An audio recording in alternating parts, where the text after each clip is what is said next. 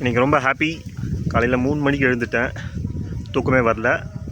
4 மணிக்கு 3 to 4 podcast பிசியில் பார்த்துட்டு இருந்தேன், மொபைலில் பார்க்கல.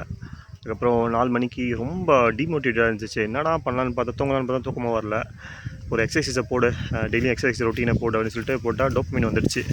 இந்த டோப்பமைன் என்னாச்சுன்னா 4:30 மணி வரையும் எனக்கு சுத்தமாக எனர்ஜியே இல்லை. என்னடா எந்த எக்ஸசைஸ் பண்ணலாமா வேணாவா? நான் 59th சேலஞ்சில் இருக்கேன், 90 days சேலஞ்சில். ரொம்ப கஷ்டமாக இருக்குது. 21 daysக்கு அப்புறம் எல்லாமே மாறிடும்னு சொல்லுவாங்க ஹேபிட்டில். ஆனால் சத்தியமாக மாறாது. ஸோ இப்போ ஒன்று புரிஞ்சுக்கிட்டேன், அது மாறாது. நீங்கள் டெய்லியும் அந்த டேவை ஒழுங்காக ஃபுல்ஃபில் பண்ணணும், அதான் மேட்ரு. 21 daysக்கு அப்புறம் எல்லாம் மாறிடுனா சத்தியமாக மாறாது. ஹேபிட்லாம் பில்ட் ஆகும்போது சத்தியமாக பில்ட் ஆகிருக்காது. அது ஒன்று தெரிஞ்சுக்கிட்டேன். என்னாச்சு, 4 மணிக்கு மேலே ரொம்ப டிமோட்டிவேட் ஆகிடுச்சு. என்னடா பண்ணுறோம் அப்படின்னு சொல்லிட்டு அப்புறம் எக்ஸசைஸ் பண்ணேன். எக்ஸசைஸ் பண்ணி 20 minutesல அந்த எனர்ஜி வந்துடுச்சு. ஸோ இப்போ என் பாடி பற்றி புரிஞ்சுக்கிட்டேன். எப்போல்லாம் எனக்கு ஸ்ட்ரெஸ்ஸாக இருக்கணும், ஒரு 10 minutes to 15 minutes ஒரு ஃபிசிக்கல் எக்ஸசைஸ் போட்டோன்னா அந்த டோப்பமைன் கண்டிப்பாக வந்துடும். ஸோ இந்த டோப்பமைன் என்ன பண்ணுன்னா, நீங்கள் ஸ்ட்ரெஸ்ஸாக ஃபீல் பண்ணாலுமே உங்களை அடுத்ததாக மூவ் பண்ண வைக்கும், ஆக்ஷனை பண்ண வைக்கும். போ வேலையை பண்ணு, அதான் முக்கியம். அதான் இன்றைக்கி டேவோட இதுவை ஃபுல்ஃபில் பண்ணு, அதான் ரொம்ப முக்கியம். ஸோ உங்கள் பாடியை புரிஞ்சிக்கிறது ரொம்ப கஷ்டம்.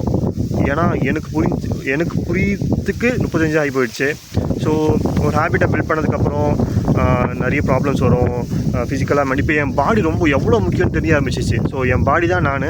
ஸோ என் பாடி ரொம்ப பார்த்துக்கிட்டா நான் நல்லா இருப்பேன். அது ரொம்ப கஷ்டம்தான்.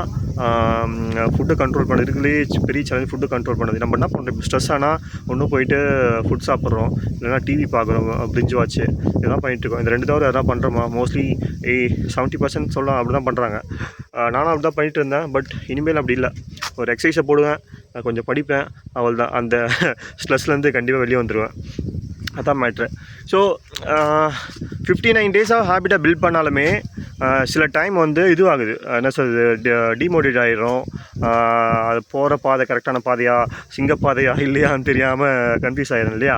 ஸோ அந்த கன்ஃபியூஷன்லாம் தேவையில்லை. அன்றைக்கி டே சந்தோஷமாக இருக்கணும். இன்றைக்கி ரொம்ப ஹாப்பியாக ஃபீல் பண்ணுறேன் என்னோடய என்டையர் லைஃப்பில். ஏன் ரீசன் கேட்டிங்கன்னா, ரீசனே இல்லை. ஓகேவா, ரீசனே இல்லை. ஸோ இப்படி தான் நாளைக்கு தான் எனக்கு கடைசி நாள் வாழ்ந்துட்டா யாருக்குமே எந்த பிரச்சனையுமே இல்லை. இருக்கிற லைஃப் வச்சுட்டு ஜாலியாக வாழ்ந்துட்டு போயிடலாம். ஃபிலாசபிலாம் கிடையாது இது.